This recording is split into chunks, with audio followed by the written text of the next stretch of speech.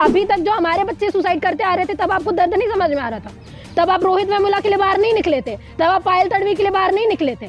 अब आपको सिर्फ इस चीज का डर है कि इम्प्लीमेंटेशन हमारे लिए ऐसा हो रहा है तो हम लोगों के ऊपर ऑपरेशन होगा, वो सोच के ही आपको डर लग रहा है। तो सोचो किसी दिन डिस्क्रिमिनेशन झेल लिया तो क्या हो जाएगा। कि जितने भी इंस्टीट्यूशन मर्डर्स हुए हैं, जितने भी इंस्टीट्यूशन डिस्क्रिमिनेशन हुए हैं, वो सिर्फ SC ST OBC के साथ ही क्यों हो रहे हैं? कोई स्वर्ण आया है उसमें, आप मुझे बताइए। तो जब जो ऑपरेशन हो ही SC ST OBC के साथ में रहा है तो ऑपरेसर तो आप है ना। तो जो कमीशन बनेगा, जो गाइडलाइंस आएंगी वो आपके लिए आएंगी क्योंकि आपके लोग कर रहे हैं। 70% इंस्टीट्यूशंस के लोग ये चीज आज मानते हैं कि इंस्टीट्यूशन में भेदभाव होता है, तो 70% लोग आपके भी हैं उसमें जो ये चीज मानते हैं कि लोग करते हैं भेदभाव। ये डेटा मेरा नहीं है, ये मैं नहीं दे रही हूँ, आपकी सरकार दे रही है। आपने कभी आज तक देखा नहीं कि 2000 साल का डिस्क्रिमिनेशन जो आप करते आ रहे हो हम लोगों को कैसा लगता होगा। फिर भी हम लोग इतने हैं कि हम लोग बोल रहे हैं कि कोई चीज खराब नहीं होने वाली, आप जैसे रहते हैं वैसे रहिए। पड़ेगा। ये सब शुरुआत हुई थी जब रोहित वेमुला के साथ में इंस्टीट्यूशनल एक तरीके से जो मर्डर हुआ उनका वहाँ हैदराबाद में, वहाँ से। और उसके बाद से लगातार ये जो सारी चीज़ें होने लगी हैं इंस्टीट्यूशन में, हमारे स्पेशली SC ST OBC के स्टूडेंट के साथ में, तो किसी से नहीं छुपा गया। पहले रोहित वेमुला हो गया, उसके बाद पायल तड़वी हो गई, है ना। ऐसे तमाम लोग, और कई लोग हैं जो कई यूनिवर्सिटीज़ में, कई तो बिना बताए भी वो चढ़ जाते हैं, कई लोग तो पता भी नहीं चलता है उनका।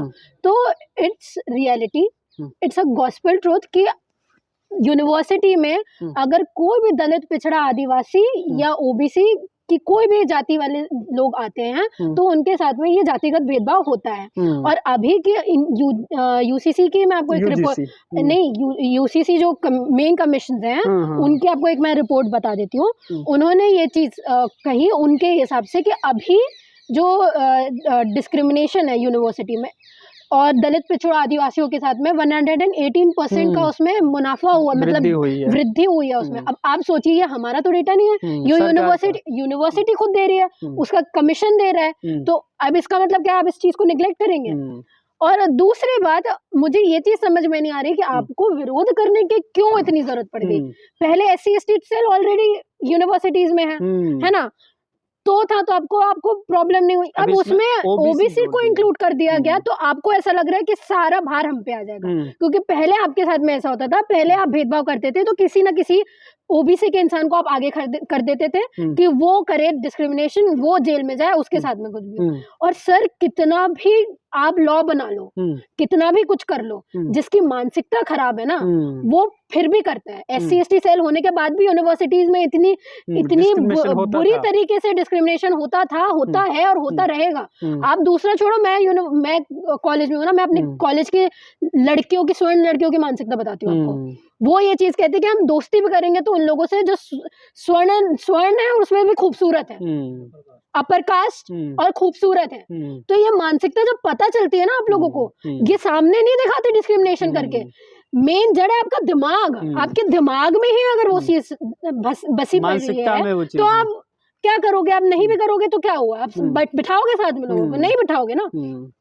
अब स्वर्ण लोगों को ये चीज लग रही है कि हम लोगों के ऊपर ये जो पर्सपेक्टिव, इतना पूरा नरेटिव गढ़ा गया है कि लोग हमारे पास में आएंगे, SC ST के स्टूडेंट्स, वो फालतू में हमारे ऊपर एलिगेशंस लगा देंगे, हम लोगों का पढ़ाई लिखाई होगी नहीं और हमारा पूरा करियर खराब हो जाएगा। हम लोगों को उन्हीं सब चक्करों में अंदर जाना पड़ेगा। झूठे आरोप लगा करके छोटी छोटी चीजों पर अपनी निजी रंजिश से निकालने के लिए जो है इस तरह के मुकदमे लगा करके बच्चों को परेशान किया जाएगा। यूनिवर्सिटी कैंपस पढ़ने की जगह होती है, वो जातीय जो है विवाद के अखाड़े बन जाएंगे। तो क्या है ना सर, अब आप मुझे एक चीज बताइए, क्या ये पहले ये लोग नहीं करते थे? और ऐसा नहीं है, यूनिवर्सिटी में पढ़ने वाला जो बच्चा है सर, वो ये सारी चीजें नहीं करता। यूनिवर्सिटी में पढ़ने वाला बच्चा वो ये सारी चीजें अपना पढ़ाई लिखाई छोड़ के बार बार जाके कंप्लेन करना, 24/7 कॉल करना, ईमेल डालना, ये सारी चीजें नहीं करता है। ठीक है, किसी के पास इतना फ्री टाइम नहीं है। और आप देखो अभी तक के जितने भी इंस्टीट्यूशन मर्डर्स हुए हैं, जितने भी इंस्टीट्यूशन डिस्क्रिमिनेशन हुए हैं, वो सिर्फ SC ST OBC के साथ ही क्यों हो रहे हैं? कोई स्वर्ण आया है उसमें, आप मुझे बताइए। तो जब जो ऑपरेशन हो ही SC ST OBC के साथ में रहा है तो ऑपरेसर तो आप है ना। तो जो कमीशन बनेगा, जो गाइडलाइंस आएंगी वो आपके लिए आएंगी, क्योंकि आपके लोग कर रहे हैं। आपने सुना है कि किसी एक एससी ने किसी एक जनरल के ऊपर कोई जातिगत भेदभाव कर दिया? सुना है आपने? नहीं सुना ना। तो जब ऑपरेसर ही आप लोग, तो आपको इस चीज से क्यों पीड़ा हो रही है? और अगर आपको पता है कि आप सही हो, आप वो सिविक सेंस है आपके अंदर कि आपके घर में आपको बताया नहीं जाता भेदभाव, तो आप बैठोगे, खाओगे, पियोगे, तो उसमें कोई वहां की इक्विटी कमीशन आके आपको उठा के लेके चला जाएगा? तो ये बिना सर पैर की बात है ना। पूरा नरेटिव आपको चेंज करना है। कह रहे हैं कि पहले झूठी एफआईआर पर पनिशमेंट था, अब वो भी खत्म कर दिया गया है। एक्चुअली पता है क्या है सर, मैं आपको बताती हूँ। इनको ये चीजें नहीं दिखती कि SC/ST एक्ट के अंदर जिन लोगों जो लोग गिरफ्तार होते हैं, हाँ, जो लोग उत्पीड़न करते हैं, कई केसेस वो भी है कि उनमें लोगों को छोड़ दिया जाता है, कई केसेस दर्ज नहीं होते हैं। ये सारी चीजें तो आपने नहीं बताई।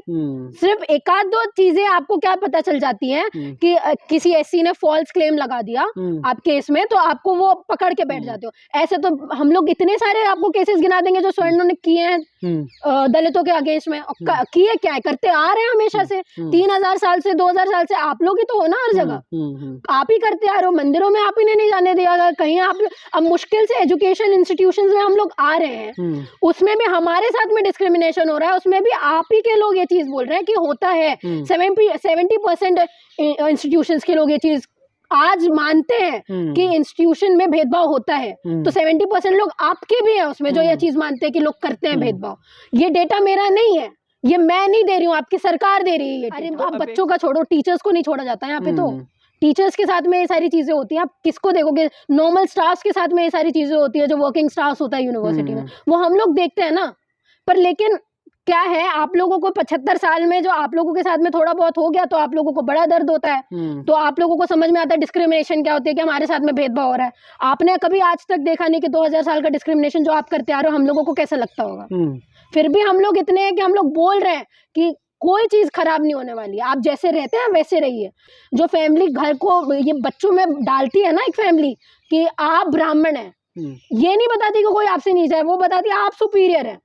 ठीक है, ये सारी चीजें खत्म करिए। घर से ये सारी चीजें खत्म होगी तो बच्चा के एजुकेशन इंस्टीट्यूशन में भी ये सारी चीजें नहीं करेंगे। तो इस एक्ट से अपराध, जो जातिगत भेदभाव होता है, वो कम होगा संस्थानों में? देखिए सर, मुझे तो नहीं लगता कि खत्म होने वाला है, क्योंकि ऐसे बहुत सारी चीजें आई हैं, बहुत सारी चीजें बनी है, SC/ST सेल्स भी है, बहुत सारे। जब हम लोग कॉलेजेस में जाते हैं, एंटी रैगिंग फॉर्म्स वगैरह हम लोग सब कुछ भरते हैं, पर इसका मतलब ये नहीं है कि रैगिंग खत्म हो जाती है। और अगर बाई चांस मैं ये भी बोल रहा हूँ कि सामने से थोड़ा बहुत कम भी हो गया, आधार माना गया कि जो SC/ST कौन दे रहा है? अरे मेरे को ये बताओ, कोई गिरफ्तार करके जा रहा है? ये तो सिर्फ ये चीज है ना कि कोई करता हुआ पकड़ा गया तो आपको अंदर डाला जाएगा, तो मतलब मानते हो कि तुम करोगे, इसलिए डर है। जब करोगे नहीं तो अंदर क्यों डाला जाएगा? पागल है इंसान। जाति भेदभाव तो होता है, ये तो सरकार के। तो मतलब मानते हो ना कि जातिगत भेदभाव होता है, करता वही है, जो करेगा वही तो भुगतेगा। मतलब तुम ये भी बोल रहे हम करे भी, हमको अंदर भी ना डाला जाए और हमारे ऊपर लॉ भी ना बनाया जाए। ये तो अच्छा है कि चिट भी मेरी, पट भी मेरी।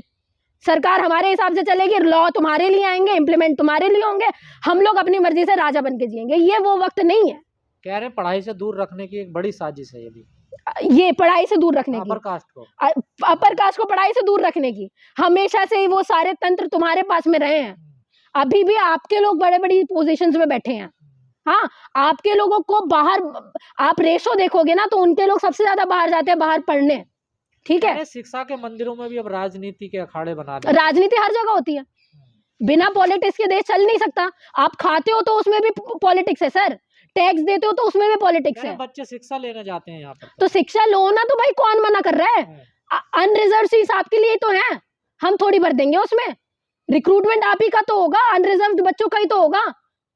ये कौन सा लॉ है कि जिसमें बोला जा रहा है कि हम अनरिजर्व कैंडिडेट को नहीं लेंगे, सारे रिजर्व कैंडिडेट को अंदर डालेंगे? ऐसा तो नहीं आया, मैंने तो नहीं पढ़ा यूजीसी के गाइडलाइंस में। तो फिर क्या दिक्कत है? किस चीज का प्रॉब्लम है? बच्चे सुसाइड कर लेंगे डर के मारे, उन पे कोई केस लगा दिया जाए। और ये अभी तक जो हमारे बच्चे सुसाइड करते आ रहे थे, तब आपको दर्द नहीं समझ में आ रहा था? तब आप रोहित वेमुला के लिए बाहर नहीं निकले थे, तब आप पायल तड़वी के लिए बाहर नहीं निकले थे। अब आपको सिर्फ इस चीज का डर है कि इम्प्लीमेंटेशन हमारे लिए ऐसा हो रहा है तो हम लोगों के ऊपर ऑपरेशन होगा। वो सोच के ही आपको डर लग रहा है। तो सोचो किसी दिन डिस्क्रिमिनेशन झेल लिया तो क्या हो जाएगा। इनको डिस्क्रिमिनेशन का डी नहीं अभी तक इन्होंने देखा है।